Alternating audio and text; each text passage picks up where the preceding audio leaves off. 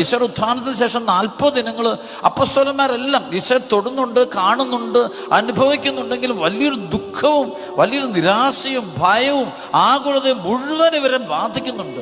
എത്ര പ്രാവശ്യം ഈശോ പ്രത്യക്ഷപ്പെട്ടിട്ടും അവർക്ക് മനസ്സങ്ങ് തളർന്നു കിടക്കുകയാണ്. അവർ ഉണരുന്നില്ല.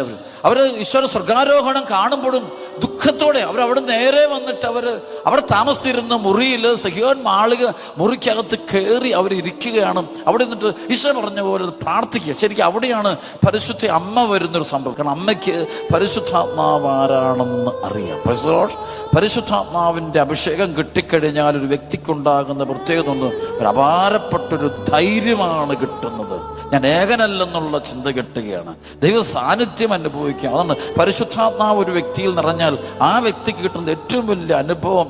ആ വ്യക്തിക്ക് 24 hours ആ വ്യക്തിക്ക് ഉദ്ധിതനായ ഈശോയെ അവന് അനുഭവിക്കാനായിട്ട് സാധിക്കും.